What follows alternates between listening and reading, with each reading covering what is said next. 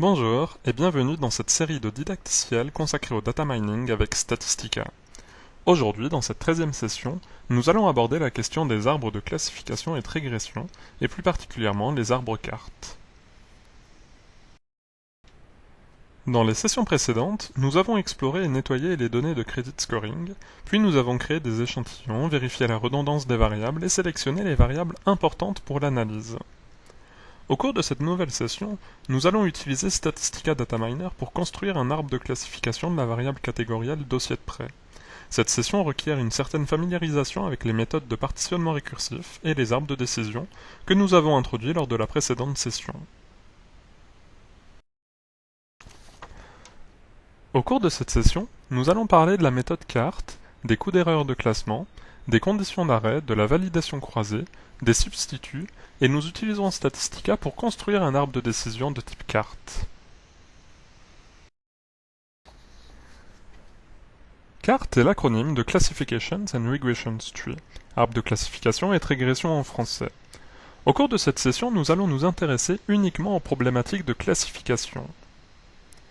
Il s'agit d'une approche non paramétrique qui ne nécessite aucune hypothèse particulière quant à la distribution des données, contrairement au modèle linéaire généralisé qui suppose que la variable dépendante suive une distribution spécifique, comme une loi binomiale ou de Poisson. Les divisions de l'arbre de décision sont réalisées à partir des variables qui permettent de discriminer le mieux entre les modalités de la variable cible, et dans l'arbre carte, chaque nœud est divisé en deux nœuds descendants. Une même variable peut être utilisée à plusieurs reprises lors de la construction de l'arbre pour séparer les données. En outre, la méthodologie carte utilise des règles d'arrêt pour trouver l'arbre de taille optimale.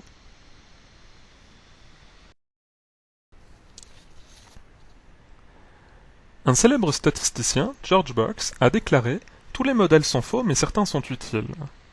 Globalement, vous devez savoir qu'aucun modèle ne saura jamais classer parfaitement toutes les observations. Les erreurs de classement sont inévitables. Toutefois, certaines erreurs sont plus graves que d'autres. Statistica propose un outil permettant d'intégrer cet élément dans le processus de construction du modèle. Dans le tableau ci-dessous, nous observons la répartition des valeurs observées et prévues par le modèle, à la fois pour les bons et les mauvais dossiers de prêt. Si la modalité observée correspond à bon, et que le modèle prédit bon, c'est la bonne réponse. En revanche, si la modalité observée correspond à bon et que le modèle prédit mauvais, cette erreur de classement nous fait manquer une opportunité intéressante. Ce serait le cas d'un client qui aurait remboursé intégralement son prêt à l'échéance et à qui nous aurions refusé d'octroyer le crédit parce que le modèle aurait prédit un mauvais dossier de prêt. Mais nous pouvons également observer la modalité mauvais alors que le modèle prévoit bon. Ce serait le cas d'un client auquel nous aurions octroyé un prêt alors qu'en réalité il se trouverait en situation de défaut de paiement. L'établissement de crédit perdrait alors de l'argent sur ce mauvais dossier. Mais à votre avis, laquelle de ces deux erreurs de classement serait la pire? Nous pouvons intégrer cette information dans le processus de construction du modèle carte.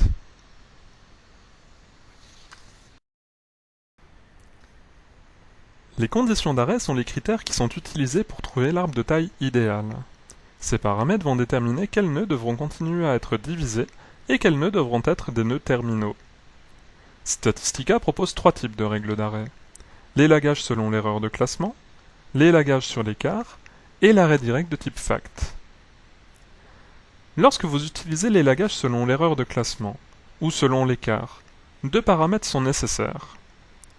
Si vous définissez un nombre minimum d'observations égal à 100, un nœud contenant moins de 100 observations sera un nœud terminal, et aucune division supplémentaire ne sera réalisée.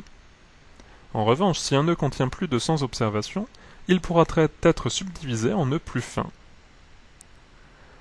Le second paramètre, le nombre maximum de nœuds, permet de contrôler la complexité globale de l'arbre.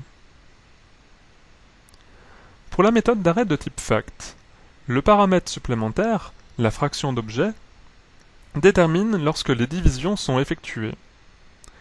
Si nous avons, disons, 1/15 ou plus des observations qui sont identiques à l'intérieur d'un même nœud, alors aucune division supplémentaire ne sera réalisée.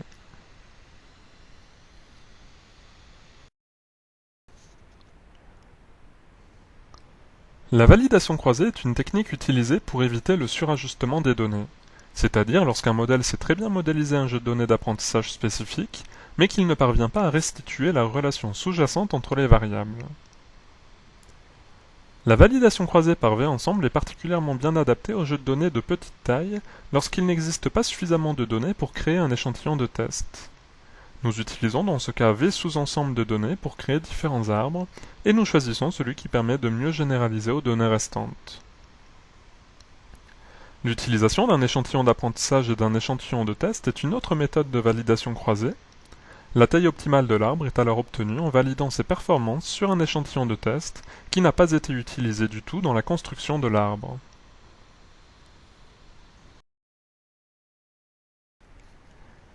L'utilisation de substituts est intéressante si les données de déploiement comportent des valeurs manquantes. Un substitut est simplement la meilleure alternative possible à une variable de division et permet de remplacer la variable initiale lorsque celle-ci est une donnée manquante. Si le premier substitut est également manquant, alors nous utilisons le suivant à la place. Passons à présent dans Statistica et poursuivons avec le fichier de Credit Scoring. Dans les sessions précédentes, nous avons exploré et nettoyé les données, vérifié la redondance des variables et sélectionné les variables importantes pour l'analyse. Nous allons à présent utiliser Statistica Data Miner pour construire un arbre de classification de la variable catégorielle dossier de prêt. Dans l'onglet Data Mining, je vais cliquer sur le bouton Carte et utiliser une analyse de type standard. Et je vais spécifier que la variable à prédire est de type catégoriel. Je vais maintenant sélectionner les variables de l'analyse. Dossier de prêt comme variable dépendante, l'ensemble des prédicteurs catégoriels et l'ensemble des prédicteurs continus. Je vais sélectionner tous les codes de réponse et dans l'onglet classification, je vais définir les coûts d'erreur de classement personnalisés en fonction des classes prévues par le modèle et des classes observées. Je vais attribuer un coût de 2 lorsque l'on prévoit bon alors que la réponse observée est mauvais, et je vais laisser 1 lorsque l'on prévoit mauvais alors que le dossier est bon. Concernant les conditions d'arrêt, je vais conserver l'élagage selon l'erreur de classement. Et dans l'onglet Avancé, je vais définir 2 substituts pour chaque division. Je valide. Et dans la boîte de dialogue de résultats, dans l'onglet Synthèse, je peux afficher le diagramme de l'arbre. Ce diagramme est relativement complexe, c'est pourquoi je peux l'afficher sous forme d'un arbre déroulant.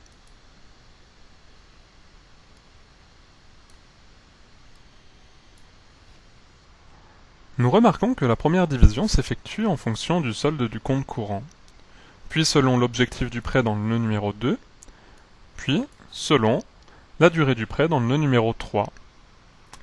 Les nœuds en bleu sont à nouveau divisés, et les nœuds terminaux sont en rouge, avec le statut du dossier de prêt que l'on y retrouve principalement.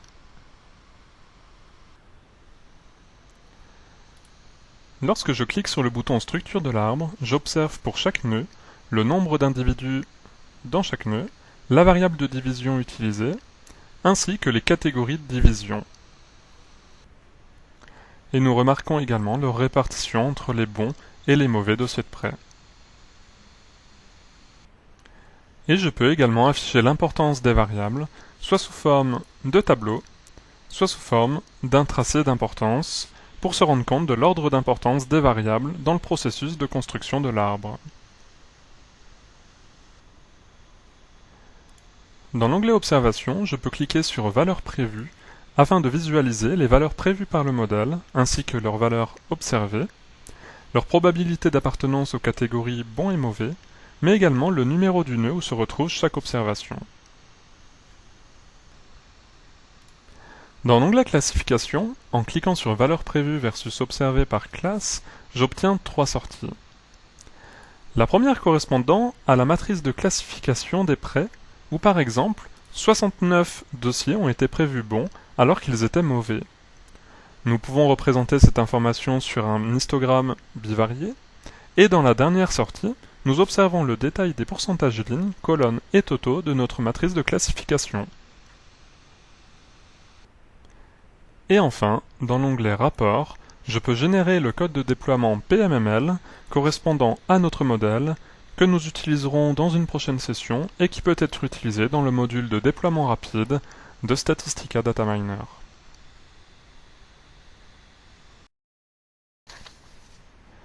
Lors des prochaines sessions, nous poursuivrons avec la construction des arbres de classification en utilisant la méthodologie de shade, les forêts aléatoires et le boosting d'arbres de décision. Pour plus d'informations sur Statsoft et ses produits, et notamment Statistica Dataminer, n'hésitez pas à visiter notre site web statsoft.fr ou nous contacter par téléphone au 01 45 185 999.